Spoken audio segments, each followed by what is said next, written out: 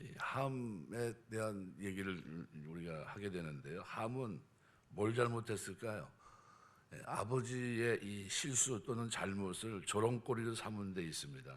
아버지의 하체를 본 것이 잘못이 아니라 그 부끄러움을 악의적으로 즐긴 데 잘못이 있는 겁니다. 그래서 아마도 함은 평상시 술을 즐겼던 사람이 아닌가, 의뢰이 이 술을 즐기며 실수를 했을 것이고 그때마다 노아도 야단을 쳤을 겁니다. 그런데 어느 날 아버지가 술을 먹고 자기와 똑같은 실수를 한 것을 보게 된 거죠. 아마 함은 얼마나 신이 났겠습니까? 그래서 아마 아버지에 대해서 지금 조롱하고 그다음에 어떻게 보면 추태를 비난한 겁니다. 우리가 이 장면을 보면서 뭘 느끼셔야 하느냐면요. 다른 사람의 잘못에 대해서 실수에 대해서 기뻐하는 사람들이 있습니다. 그 자연인들의 모습이에요. 그러면 안 되죠. 그 사람의 실수를 보고 아파하고 혹시나 나도 저런 죄를 짓지 않았나 반성하고 반면교사로 삼고 회개의 기회로 삼아야 되는데 그러지 못하는 경우가 많이 있거든요. 그래서 신나고 즐거워하는 사람이 있다면 오늘 본문에 기록되어 있는 함이 그런 사람이다 생각이 됩니다. 그러니까 함은 하나님께서 기뻐하지 않으신 겁니다. 그 자체가 그러니까 남들이 뭐 이렇게 해서 뭐 안 좋은 상황에 있을 때 기뻐하면 그 자체로 망한 겁니다. 두 번째로 그가 목격한 이 사실을 형제들에게 알리면서 아버지의 수치를 공개적으로 밝힌 데 있습니다. 22절 보면 그가 바깥으로 나가는 장면이 나옵니다. 그래서 22절 가나안의 아버지 함이 그의 아버지 하체를 보고 밖으로 나가서 뭐 집에 있어야 되겠는데 그 안에서 해결했어야 되는데 바깥으로 나가서 길거리를 말합니다. 이미 100세 이상이나 된 나이에도 불구하고 함이 무분별한 웃음으로 아버지의 수치를 폭로한 것은 용서하기 어려운 죄라고 칼빈은 이 부분을 해석합니다. 그러니까 하나님의 은혜가 노아의 모든 죄를 사하고 흠없는 의의 옷을 그 의의 옷으로 그의 인격을 덮으셨습니다. 비록 노아가 실수해서 벗었어도 하나님은 그것을 보지 않으셨고 의의 옷을 입은 노아를 용서해 주신 겁니다. 그런데 함은 인간의 허물이 사함을 받고 인간의 죄가 덮음을 받는 주님의 의의 옷을 전혀 알지 못했던 거죠. 하나님의 용서를 기억하지 못하고 그냥 계속해서 어떻게 안 좋게 얘기하는 겁니다. 잠언 17장 9절 보면 허물을 덮어주는 자는 사랑을 구하는 자요 그것을 거듭 말하는 자는 친한 벗을 이간하는 자라 그랬어요. 우리가 신앙 안에서 아무것도 아닌 것 같은데 잘 유심히 나를 자꾸 관찰해 보셔야 됩니다. 나는 어떤 사람인가? 나는 기뻐하는 사람인가? 말을 떠벌리고 다니는 사람인가? 그래서 절대로 만나지 말아야 될 사람 가운데 한 사람이 뭐냐 하면 남의 이야기를 즐기는 사람. 남의 이야기. 남의 말 하는 사람은 별식과 같아서 뱃속 깊은 데로 내려간다. 별미와 같다는 거예요. 아주 맛있다는 겁니다. 그게 즐겁고 그게 삶의 의미를 거기다 줄 수 있다는 겁니다. 별미는 뭡니까? 꼭 먹으면서 즐거움을 누리는 겁니다. 그러니까 그런 건 하지 말아야 되죠. 그래서 허물이 없는 사람이 누가 있습니까? 우리 주님께서 죄 없는 자가 돌을 들어 쳐라 했을 때 돌을 들어 칠 사람이 하나도 없었습니다. 율법 앞에서 고개를 들 사람이 누가 있겠습니까? 아무도 없어요. 우리에게는 변화됐으니까 사랑의 눈, 하나님의 은혜의 눈으로 형제를 봐야 되고요. 사랑은 허다한 죄도 다 덮어주는 겁니다. 사랑은 허물을 덮어주는 데 있습니다. 마태복음 6장 14절 15절 기록대로 너희가 사람의 과실을 용서하면 너희 천부께서도 너희 과실을 용서하시려니와 너희가 사람의 과실을 용서치 아니하면 너희 아버지께서도 너희 과실을 용서하지 아니하리라. 과실을 용서하는데 어떻게 하는? 말하지 않는 거예요. 그냥 그러면 되는데 용서하는 사람은 말하지 않겠지만 용서가 안 되는 사람은 이것이 어떻게 기회가 될 수 있다는 거예요. 그냥 막 돌아다니면서 얘기하는 겁니다. 그래서 절대로 사귀지 말아야 될 친구 중에 하나가 나이가 들어가면서 남의 이야기하는 사람들입니다. 이쪽 가서 얘기하고 저쪽 가서 얘기하고. 그다음에 세 번째로 함의 잘못은 부모에게 불효한 겁니다. 그러니까 그러니까 하나님 다음가는 이 부모에게 존경을 표현했음에도 불구하고 함은 아버지 노아의 부끄러움을 조롱했습니다. 아버지의 인격과 권위를 무시하고 비웃었습니다. 우리가 살고 있는 이 시대는 효를 찾아보기가 점점 힘이 듭니다. 옛날에는 아내가 남편을 다른 사람에게 소개할 때 제 주인입니다 라고 소개했다고 그래요. 제 주인입니다.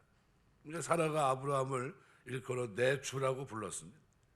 이 부모에 대한 공경은 십계명으로 주어진 겁니다. 해도 되고 안 해도 되고가 아니에요. 반드시 공경해야 됩니다. 그래서 출애굽기 20장 12절 보면 내 부모를 공경하라 그리하면 너희 하나님 나 여호와가 내게 준 땅에서 내 생명이 길리라. 여러분 9장 마지막을 이렇게 보시면 아주 재밌는 부분이 기록이 되어 있습니다. 홍수 후에 노아가 350년을 살았고 그의 나이가 950세가 되어 죽었더라. 홍수 후에 900세를 사는 사람은 노아밖에 없습니다. 나머지는 다 어떻게 했죠? 그때서부터 절단납니다. 단절돼요. 그 성경이 기록한 겁니다. 왜 그랬을까요? 바로 여호와를 경외하는 자가 장수한다는 것을 하나님이 샘플로 보여주신 겁니다. 그다음에 셈과 야벳의 행동에서 얻을 수 있는 교훈이 있습니다. 두 사람은 형의 말을 듣고 옷을 취해서 어깨에 메고 뒷걸음질 들어가서 아비의 하체를 보지 않고 덮었다 그랬습니다. 자기들의 눈으로 봄으로써 아버지의 위신에 떨어질까 봐 보지 않았다는 겁니다. 아버지에 대한 존경, 경외심을 간직하고 싶었던 거죠. 우리 조지 워싱턴이 어머니에 대한 존경, 이거를 그가 늘 간직하고 살아가고 취임식 할 때도 누구를 높입니까? 어머니를 높입니다. 어머니를. 내가 이렇게 된 거는 어머니 덕입니다 하면서 어머니의 그 신앙, 그것 때문에 내가 오늘의 내가 있었다 하면서 어머니를 높이거든요. 굉장히 너무나 아름다운 모습이에요. 그러니까 일단 상대의 부끄러움을 보게 되면 그만큼 상대에 대한 존경심이 약화되는 게 우리 인간의 마음입니다. 셈과 야벳의 행동은 조금도 동요함이 없이 아버지의 인격과 권위를 인정하고자 하는 행위의 모습을 보여줍니다. 이들의 행동에서 우리는 벌거벗은 모습을 처리하시는 하나님의 방법을 실증적으로 보게 되는 겁니다. 하나님께서는 우리가 우리의 죄와 허물, 수치를 다 드러내고 벌거벗은 모습으로 하나님 앞에 나아갈 때 우리의 죄를 탓하지 아니하시고 우리의 허물을 나무라지 아니하셨고 우리의 수치를 조롱하지 아니하셨고 우리의 죄와 허물 수치를 사랑으로 덮어주셨고 감싸주십니다. 탕자가 돌아왔는데 네가 어떻게 그럴 수 있느냐 그러지 않으셨고요. 그를 상고가 먼데도 달려가 껴안아 주셨습니다. 우리는 하나님 앞에서 우리들의 죄로 인한 허물과 수치를 가리움을 받은 사람들입니다. 그러므로 내 형제의 허물도 서로 덮어주고 용서하고 사랑하는 마음으로 용서할 수 있어야 돼요. 예수 안에서 구원받은 자답게 이 땅을 살아야 됩니다. 그래서 오늘 우리가 셈, 그다음에 야벳의 행동, 이 행동을 좀 우리가 유심히 보시고 내 행동이 좀 잘못된 부분은 없는가 이렇게 한번 돌아보셔야 됩니다. 오늘 24절부터 7절까지는 노아의 예언에 대해 말씀하고 있는데 함에게 저주하지 않고 그의 아들 가나안을 저주하고 있습니다. 왜 그랬을까요? 칼빈은 그래서 이렇게 얘기합니다. 부친의 범죄가 아들에게 미치는 것은 하나님의 공의의 모순이 된다. 그러나 하나님의 진노가 결코 무죄한 자에게 내리는 것이 아니기 때문에 가나안도 죄를 지었음이 분명하다. 이렇게 해석했어요. 가나안이 뭔 죄를 성경은 기록하고 있지 않지만 그의 죄가 크다. 담지 않았다는 거예요. 함에게 자손이 많은데 왜 하필 가나안이 여기 있습니까?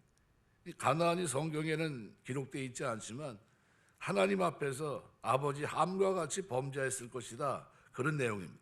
그래서 25절에 보면 가나안은 저주를 받아 그 형제 종들의 종이 되기를 원하노라. 더 비천한 종이 되기를 원한다 이런 뜻입니다. 그러니까 가나안 사람들은 힘이 뛰어나고 부에도 월등하고 굉장한 통치력이 있었습니다. 여호수아가 가나안을 정복할 때 정탐꾼을 보냅니다. 12사람이 보고한 내용을 봐도 가나안 사람들이 장대하고 힘이 강한 백성이라는 것은 눈에 선합니다. 그런데 노아의 저주, 종들의 종이 되라고 하는 이 말은 어떻게 됐습니까? 실현돼요, 나중에. 여러분, 하나님이 내리신 벌은 즉각 진행되지 않아도 무효화되는 법이 없습니다. 그래서 여기에 대해서 칼빈은 이렇게 말해요.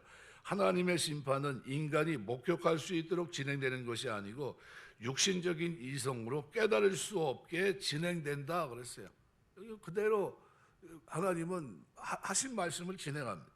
실제로 가나안은 이 저주를 받은 지, 종들의 종이 될 것이라는 저주를 받은 지 800년이 지난 후 이스라엘 백성들에게 나라를 송두리째 빼앗기고 죽임을 당하는 종이 되는 순환을 겪습니다. 이것이 가나안 정복이에요. 여호수아 본문에 기록되어 있는 9장 말씀에 23절 말씀에 보면요.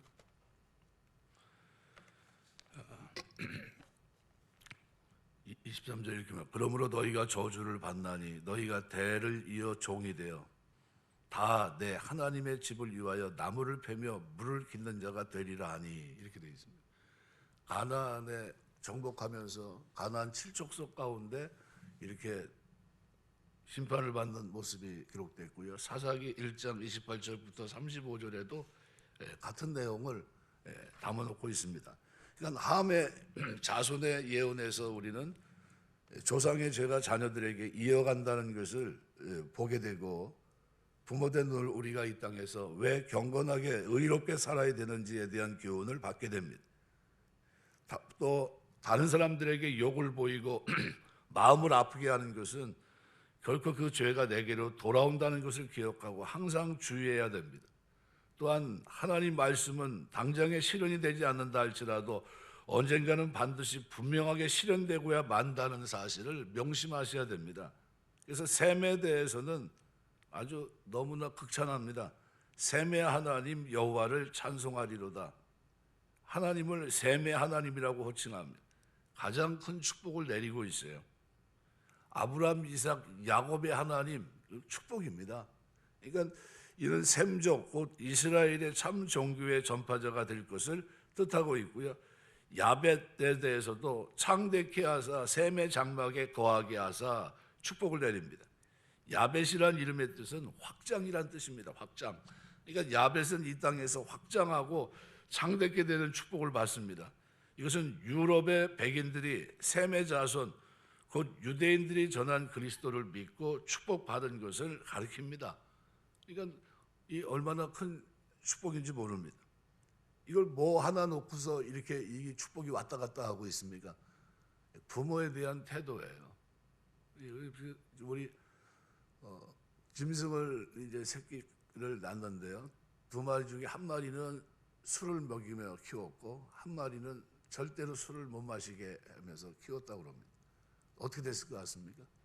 한 마리는 게으르고 문제가 있는데 한 마리는 괜찮더라는 거예요.